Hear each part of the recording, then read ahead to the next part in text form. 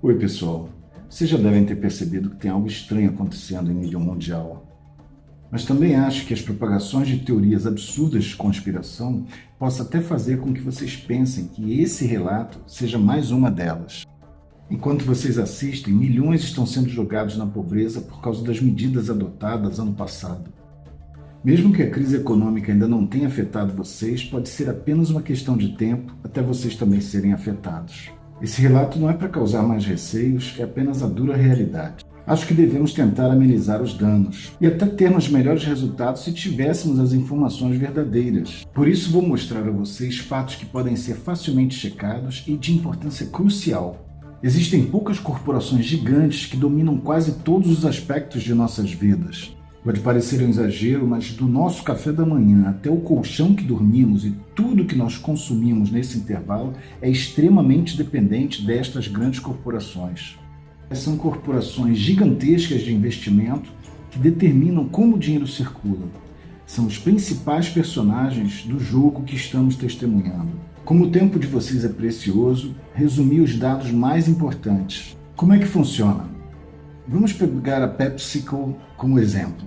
Ela é a empresa-mãe de muitos salgadinhos e bebidas. Como vocês veem, as marcas concorrentes pertencem às poucas empresas que monopolizam toda a indústria. No pacote da indústria alimentar, existem poucas empresas como Unilever, Coca-Cola, Mondelez e Nestlé. Na imagem, vocês podem ver que a maioria das marcas da indústria alimentar pertence a uma dessas corporações. As grandes empresas estão no mercado de ações e têm os acionistas principais nos quadros de diretoria. Pesquisando no Yahoo Finanças, encontramos informações detalhadas de quem, na verdade, são os maiores acionistas.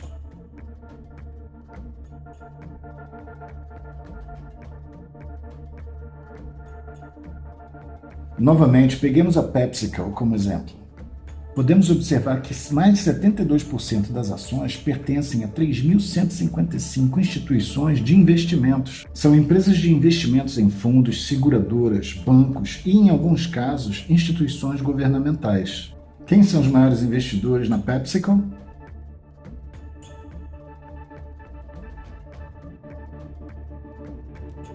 Como vocês podem ver, só 10 dos 3.155 investidores possuem juntos 1/3 das ações. Os 10 principais investidores totalizam a quantia de 59 bilhões de dólares. E desses 10, apenas 3 possuem mais ações do que os outros 7 juntos. Vamos lembrar deles e dar uma pesquisada em quem possui mais ações da Coca-Cola, a maior concorrente da Pepsi. A maior parte das ações, novamente, pertence a instituições de investimentos. Vamos dar uma olhada nas 10 principais, começando pelas 6 últimas. 4 dessas instituições nós também vimos entre as últimas 6 no grupo PepsiCo.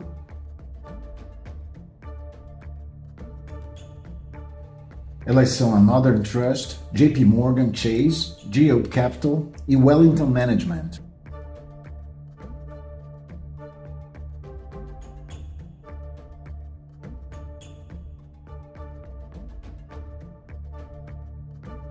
Agora vamos olhar os 4 principais acionistas.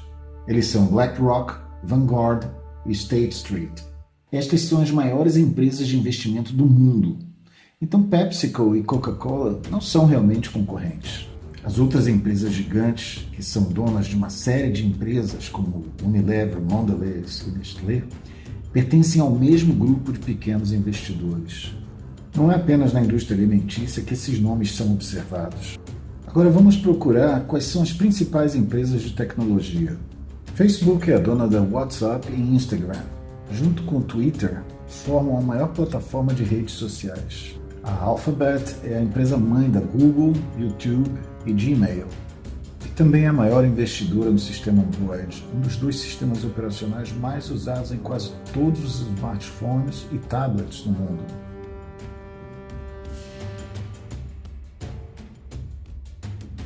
O sistema operacional iOS da Apple. Se adicionarmos a Microsoft aos três acima, nós veremos as 4 empresas que fazem softwares de smartphones, tablets e computadores para quase todo o planeta. Vamos ver quem são os maiores acionistas dessas empresas. Vejam o Facebook. Mais de 80% pertencem aos mesmos grupos de investimentos que apareceram na pesquisa da indústria alimentícia. Os mesmos investidores estão entre os 3 maiores. Depois vem Twitter, junto com Facebook e Instagram, entre os 3 maiores. Surpreendentemente, elas estão nas mãos dos mesmos grupos de investidores. Nós os vemos de novo na Apple e até na principal concorrente, a Microsoft. Se nós pesquisarmos por outras grandes empresas na área da indústria de tecnologia, que produzem computadores, smartphones, TVs, eletrodomésticos, veremos que os mesmos grupos de investidores são acionistas. Sem exagero, isso é verdade para todas as indústrias.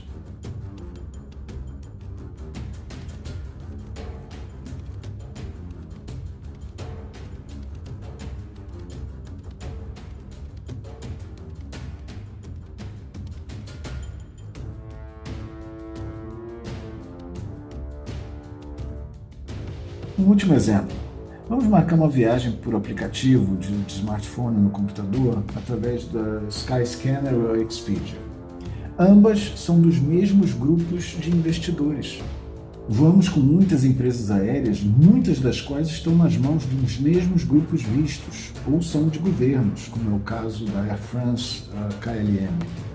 Os aviões nos quais viajamos são fabricados pela Boeing ou Airbus, que também pertencem aos mesmos grupos de investidores. Reservamos hotéis pelo Booking.com ou Airbnb, saímos para jantar e postamos comentários no TripAdvisor. Os mesmos grupos de investidores aparecem sempre, em todos os aspectos de nossas viagens. E o poder deles é ainda maior, porque o querosene, o combustível, vem de suas próprias empresas de petróleo ou refinarias. O aço com o qual as aeronaves são feitas vem de suas próprias empresas de mineração. Estes poucos grupos de investidores são nominalmente também os maiores investidores das indústrias fornecedoras de matéria-prima.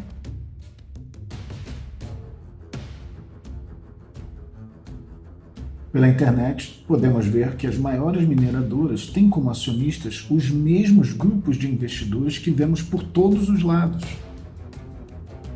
E também no enorme setor da agricultura, do qual toda a indústria alimentícia depende. Que também pertence à empresa-mãe Monsanto, maior produtora de sementes do mundo.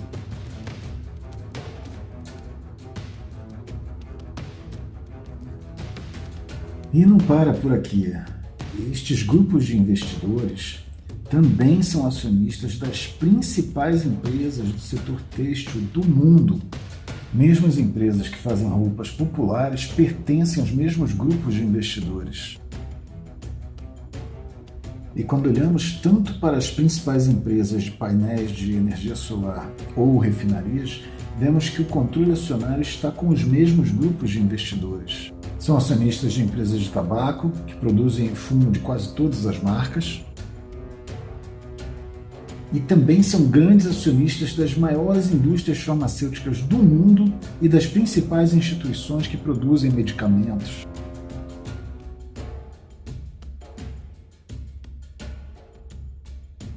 São ainda acionistas de muitas indústrias que produzem metais, fabricantes de carros, fabricantes de aviões, que certamente utilizam enormes quantidades de metal.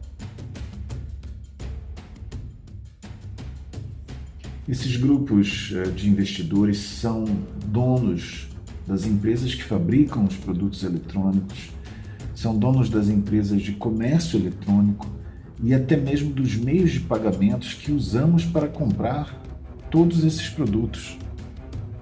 Para fazer esse documentário o mais curto possível, eu estou mostrando apenas a ponta do iceberg. Se vocês decidirem fazer suas próprias pesquisas, verão que as mais famosas empresas de seguro, bancos, empresas de construção, de telecomunicação, cadeias de restaurantes, empresas de cosméticos, são controladas, na verdade, pelos mesmos grupos de investidores que vocês acabaram de ver. Estes grupos de investidores são formados principalmente por bancos e empresas de seguro, que por sua vez pertencem a acionistas.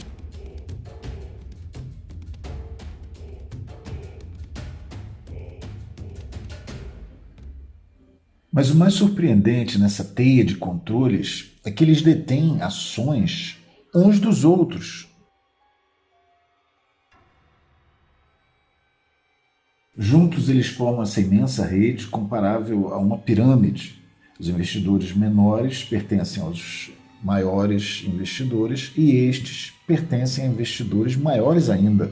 O topo dessa pirâmide mostra dois grupos que todos já viram: Vanguard e BlackRock.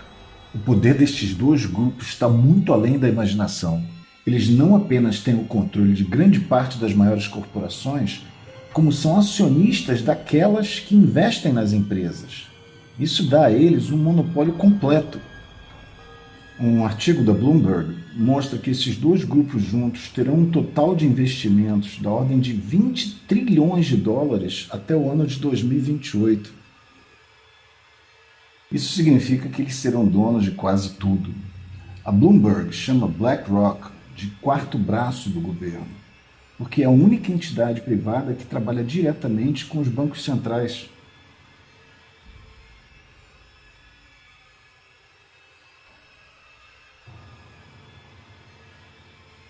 A BlackRock empresta dinheiro ao Banco Central dos Estados Unidos e também é conselheira dos investimentos. Ela também desenvolveu o software que o Banco Central americano usa. Muitas pessoas que trabalharam na BlackRock já estiveram na Casa Branca com Bush e Obama.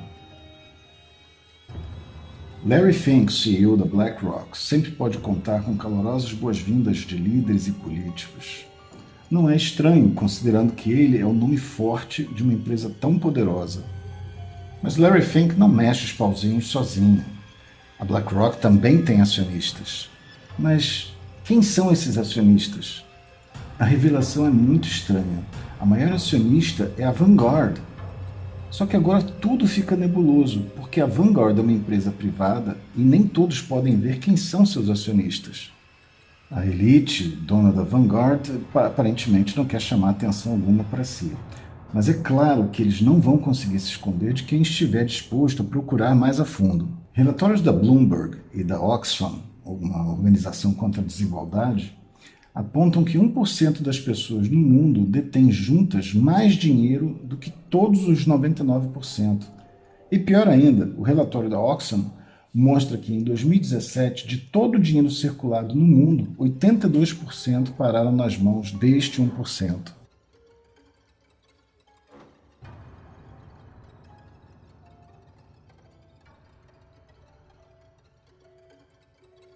A mais famosa revista de negócios, a Forbes, mostra que em março de 2020 havia 2.095 bilionários no mundo. 2/3 dessas fortunas vieram através de heranças, de monopólio e nepotismo. E isso quer dizer que a Vanguard pertence às pessoas mais ricas do mundo. Se pesquisarmos suas histórias, veremos que suas famílias sempre estiveram entre as mais ricas. Algumas delas já eram riquíssimas antes da Revolução Industrial. Como a história dessas pessoas é muito extensa, vamos dizer apenas que estas famílias, muitas das quais são da realeza, são as fundadoras do sistema bancário e de cada indústria no mundo.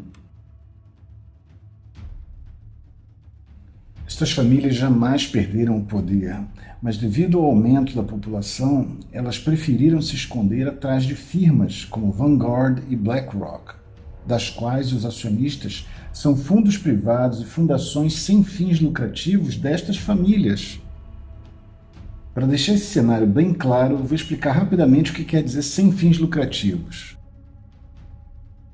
Porque esse parece ser o elo de ligação entre empresas, políticos e a mídia. Essa tática ajuda a camuflar um pouco o conflito de interesses. Fundações ou organizações sem fins lucrativos dependem de doações. Não existe obrigação de revelar quem são seus doadores.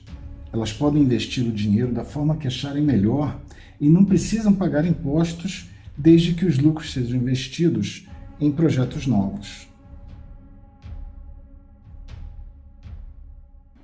Desta forma, as fundações mantêm centenas de bilhões de dólares entre si. E, segundo alguns governos, essas fundações sem fins lucrativos podem ser a forma ideal de patrocinar terrorismo e lavagem de dinheiro.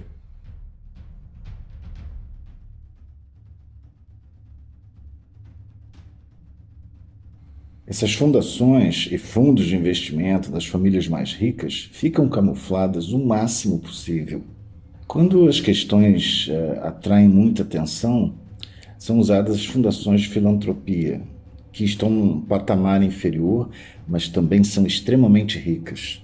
Para ficar em poucos exemplos, eu vou mostrar apenas 3 das mais importantes, que conectam quase todas as indústrias do mundo. Elas são a Fundação Bill e Melinda Gates, a Open Society, do extremamente controverso George Soros, e a Fundação Clinton.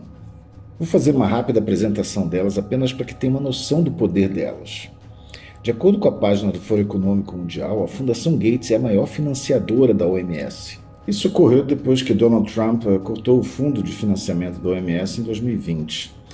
Portanto, atualmente a Fundação Bill e Melinda Gates é uma das entidades mais influentes em quase tudo que diz respeito à nossa saúde.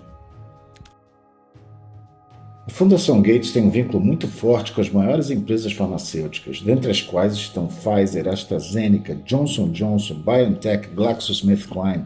E nós acabamos de ver quem são seus principais acionistas. Bill Gates não foi um pobre nerd que ficou miraculosamente rico com computação. Vem de uma família de filantropos que há muito tempo trabalha com a elite do poder.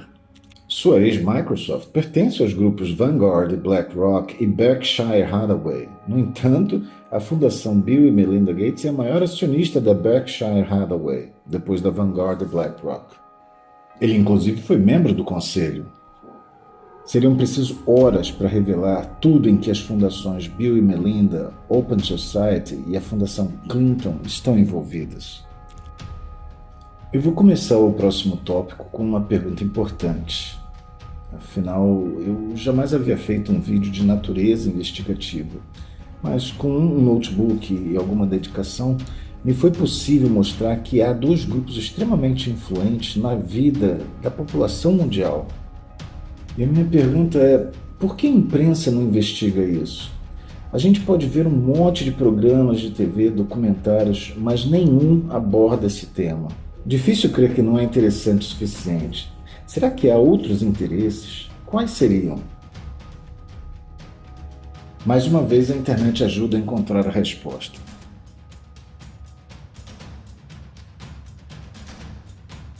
Podemos verificar que cerca de 90% da mídia pertencem a 9 conglomerados. Quer consideremos o monopólio da Netflix ou Amazon Prime,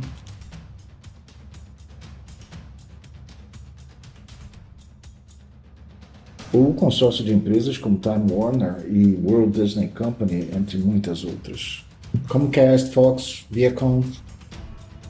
Bertelsmann, por exemplo, é outro grupo de mídia europeu poderoso. E como nós podemos ver, os mesmos grupos de investimentos, Vanguard e BlackRock, são acionistas desses canais famosos de transmissão. E essas empresas, além de fazerem programas, filmes, documentários, têm concessão dos canais de TV que transmitem o conteúdo criados por elas mesmas. Ou seja, tanto indústrias como transmissão de informações pertencem a essa elite. Vamos ver aqui como acontece em alguns países europeus. Na Holanda, os principais canais de mídia pertencem a 3 empresas. A primeira é a Belloscope, que é a empresa mãe das seguintes marcas. Além de ser dona de muitos jornais e revistas, também é dona da Sanoma, empresa mãe de alguns dos principais canais de TV. Muitos canais de mídia em outros países fora da Europa também pertencem à Belloscope. A segunda é a Mediahuis, um dos maiores consórcios de mídia da Europa. Apenas na Holanda, a Mediahuis detém o poder das seguintes empresas. Até 2017, a Media House ainda era dona dessas 5 outras empresas de comunicação.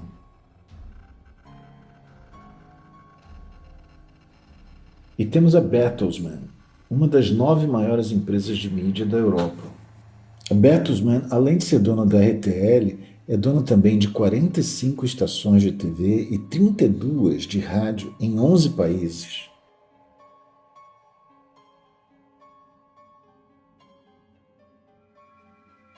E também é dona do conglomerado Penguin Random House, uma empresa de publicações formada em 2013.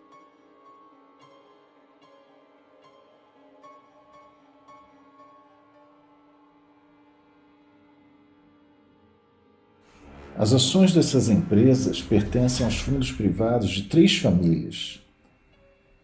As famílias belgas Van Tillo e Leysen e a família alemã Bertelsmann-Mohr. Há registros históricos indicando que essas 3 famílias ficaram ao lado dos nazistas durante a Segunda Guerra.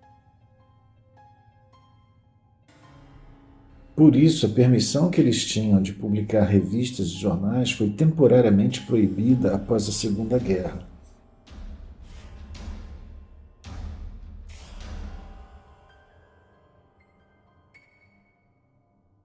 Os canais de comunicação que nós vimos pertencentes ao grupo Bertelsmann não produzem conteúdo jornalístico. Eles publicam o conteúdo produzido pela ANP e pela Thomson Reuters. A ANP e a Thomson Reuters não são independentes, pertencem respectivamente a John de Mol Talpa e a poderosa família canadense, os Thomson. Os jornalistas mais importantes que trabalham para essas agências são membros da European Journalism Center.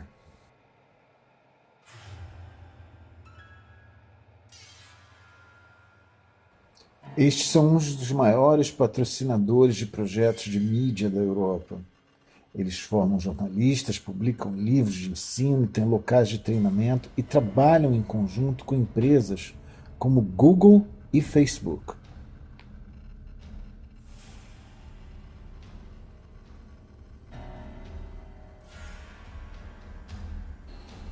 Para análises jornalísticas, a mídia usa o Project Syndicate, que é uma organização muito influente no ramo, com algumas delas sendo muito conhecidas pelos brasileiros. A Project Syndicate, que eu mostrei, está junto aos canais que foram apontados, unindo a maior parte da imprensa em nível mundial.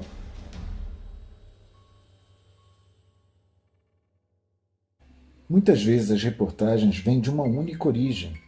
Por isso que às vezes há um sincronismo estranho e assustador nas reportagens. Plaguing our country. The sharing of biased and false news has become all too common on social media.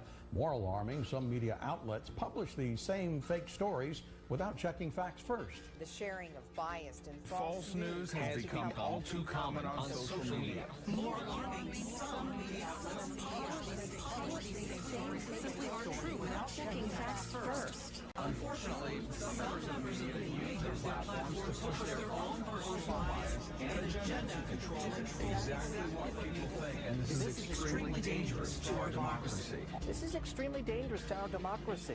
This is extremely dangerous to our democracy. This is extremely dangerous to our democracy. This is extremely dangerous to our democracy. This is extremely dangerous to our democracy. This is extremely dangerous to our democracy. This is extremely dangerous to our democracy. This is extremely dangerous to our democracy. This is extremely dangerous to our democracy. This is extremely dangerous to our democracy. This is extremely dangerous to our democracy. This is extremely dangerous to our democracy. This is extremely dangerous to our democracy. Olhem para a Central de Jornalismo Europeia. Novamente, a Fundação Bill e Melinda e a Open Society são os patrocinadores e ainda recebem suporte pesado do Facebook, Google e do Ministério da Cultura, Ciência e Relações Exteriores da Bélgica. Quem patrocina os canais de imprensa e as organizações que produzem as notícias? Com a Project Syndicate, vemos a Fundação Gates, a a Fundação Open Society e a Central de Jornalismo Europeia.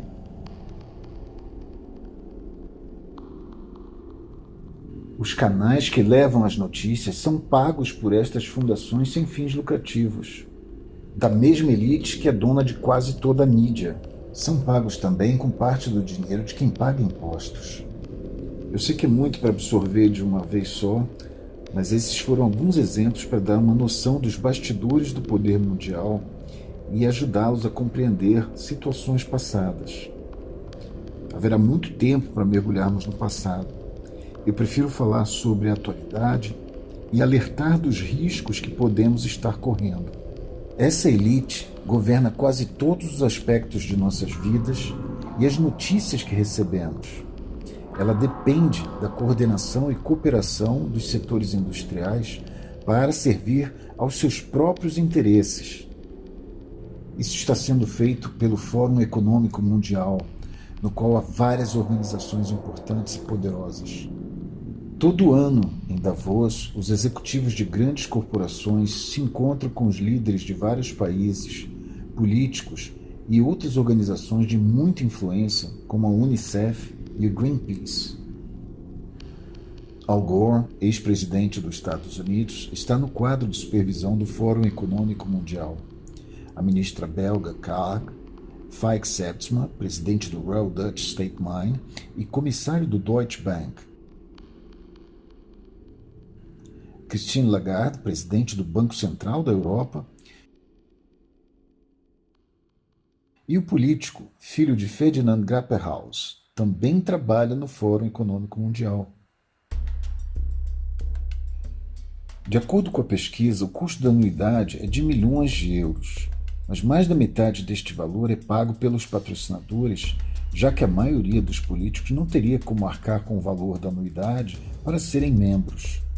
Analisando de forma crítica, pode-se dizer que o Fórum Econômico Mundial é uma forma de empresas fazerem negociações com outras empresas através de políticos. Por incrível que pareça, para a maioria dos membros, o Fórum Econômico Mundial visa seus próprios ganhos em vez de ser uma organização focada em resolver os problemas do mundo.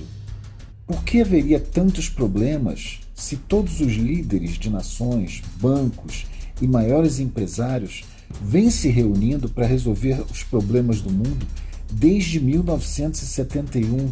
Não parece claro que após 50 anos de reuniões entre ambientalistas e executivos das empresas que mais poluem, o impacto na natureza aumentou em vez de diminuir? Quando olhamos para os principais participantes e vemos que juntos são responsáveis por mais da metade da poluição informada no Fórum Econômico Mundial, não fica óbvio que as pessoas que criticam estão certas?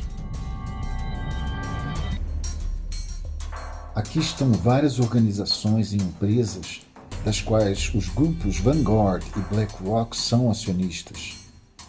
Fundação Gates, Fundação Open Society, Facebook, JP Morgan, Visa, Mastercard, Unilever, Coca-Cola Company. O presidente e fundador do Fórum Econômico Mundial é o economista e engenheiro alemão Klaus Schwab, que no seu livro The Great Reset, o Grande Recomeço, escreve sobre seus planos de organização. O coronavírus, para ele, é uma grande oportunidade para um grande recomeço da sociedade. Ele chama a oportunidade de Building Back Better, reconstruir melhor. E este slogan, atualmente, está na boca da maioria dos políticos do mundo. We also want to work together on building back better. I call it Build Back Better. But the COVID-19 pandemic can also be a moment for resolving long-standing conflicts and addressing structural weaknesses. It's certainly a major crisis, but it also offers us a unique opportunity. 4 sets of priorities can guide the response to build back better. To build back a better world. But also to build back better. This pandemic has provided an opportunity for a reset. And achieve the Sustainable Development Goals.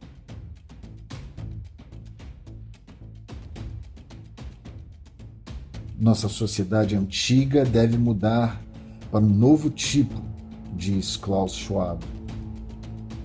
As pessoas serão donas de nada, mas trabalharão para o Estado para ter suas necessidades básicas supridas. O Fórum Econômico Mundial diz que isso é necessário porque o consumismo da sociedade que a elite originou não é mais sustentável. Schwab diz em seu livro que a sociedade jamais retornará ao antigo normal. E o Fórum Econômico Mundial recentemente publicou um vídeo para deixar claro que até 2030 nós não teremos a propriedade de coisa alguma, mas seremos felizes. O que quer que queiramos, alugaremos e será entregue por drones. Meia dúzia de países dominarão tudo. Transplantes não serão mais necessários. Os órgãos serão impressos em 3D. As pessoas comerão muito menos carne. Provavelmente a maioria de vocês já ouviu falar na Nova Ordem, as quais muitos líderes têm falado por décadas. George Bush pai, Bill Clinton, Nelson Mandela e também famosos filantropos como Cecil Rhodes, David Rockefeller, Harry Kissinger e mesmo George Soros.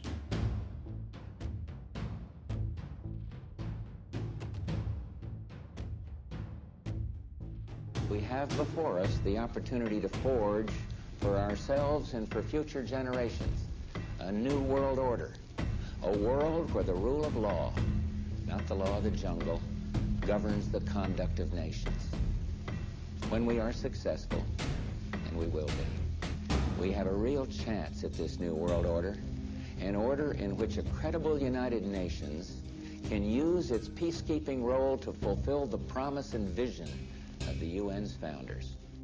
After 1989, President Bush said, and it's a phrase that I often use myself, that we needed a new world order. The affirmative task we have now is to actually create a new world order. A ONU apresentou em 2015 uma agenda controversa para 2030, quase idêntica ao Great Reset, Grande Recomeço, de Klaus Schwab. A ONU parece querer assegurar, como Klaus Schwab, que até 2030, pobreza, fome, poluição e doenças não sejam mais uma preocupação para a Terra. Soa muito bonito, mas ao ler as letras miúdas no item 66, o plano é que a agenda de 2030 será paga por nós, cidadãos e cidadãs. Aqui temos o que políticos honestos reconhecem como jabuti no Brasil. Ressaltamos que, para todos os países, as políticas públicas e a mobilização e o uso efetivo dos recursos domésticos, ressaltados pelo princípio da propriedade nacional, são fundamentais para a nossa busca comum do desenvolvimento sustentável, inclusive alcançando os Objetivos de Desenvolvimento Sustentável. Reconhecemos que os recursos domésticos são, em primeiro lugar, gerados pelo crescimento econômico, apoiados por um ambiente propício em todos os níveis. Percebam que isso não é uma teoria, isso está na página do Fórum Econômico Mundial. A ONU quer que parte do dinheiro dos impostos dos países do Ocidente seja dividido pelas empresas de mídia da elite para criar uma nova ordem a partir de 2030, que poderá vir com a implantação de um governo mundial que a ONU sugere ser ela mesma. A ONU concorda com Klaus Schwab que a pandemia é uma chance excelente para implementar a Agenda 2030, alegando ser uma sociedade mais inclusiva e acessível. É preocupante que tanto o Fórum Econômico Mundial e a ONU admitam publicamente que a pandemia e outras possíveis catástrofes possam ser usadas para formatar uma nova sociedade. Numa sexta-feira de 18 de outubro de 2019, meses antes da pandemia ser anunciada, aconteceu uma reunião no Hotel Pierre de Nova York. Uma reunião de pessoas muito importantes, políticos, especialistas em saúde de altas credenciais e alguns representantes da indústria farmacêutica. O objetivo da reunião era simular uma pandemia mundial. Pode ter sido apenas uma coincidência, Mas como exemplo, eles usaram o coronavírus. A simulação abrangia como seria o desdobramento do vírus e como ele só poderia ser detido se todos cooperassem com as indústrias, governos e agentes governamentais. Pode ser percebido novamente a sugestão de uma nova ordem que alega querer salvar o mundo. Não surpreendentemente, este evento 201 foi patrocinado pelo Fórum Econômico Mundial, Fundação Gates e Johns Hopkins Hospital. A essa altura, não podemos nos surpreender que o Instituto Robert Koch esteja intimamente ligado à Fundação Gates e à OMS, e que em 2012 fez o mesmo tipo de simulação. Exatamente como no evento 201, eles usaram o coronavírus como exemplo. Naquela simulação, o ponto de partida foi o mercado de alimentos no sul asiático. O coronavírus saltaria de um animal para um ser humano. Na simulação levaria algumas semanas para os chineses descobrirem o vírus e desta forma se espalharia pelo mundo. Depois é feita uma simulação de lockdown para os próximos 3 anos e de como a economia poderia ser destruída e quais seriam os impactos nos direitos sociais. Até os protestos foram incluídos na simulação. Para não entrar em detalhes, vejam esse link. Eu vou mostrar agora parte do discurso feito pelo virologista Mark Van Hunst em 22 de janeiro de 2019 na Chatham House, também conhecido como Royal Institute of International Affairs, Instituto Royal de Relações Internacionais, que é financiado pelas conhecidas empresas de elite e pela Fundação Gates. São valores vultuosos doados sem fins lucrativos para discutir sobre os problemas do planeta. O prêmio Chatham foi concedido a Hillary Clinton, Melinda Gates e John Kerry. Durante as conversas, Ab Osterhaus está na primeira fila. Dr. Mark Van Hunst explica como induziu pessoas durante a gripe suína, causando medo ao divulgar números de óbitos fora de contexto e com manipulação através da mídia.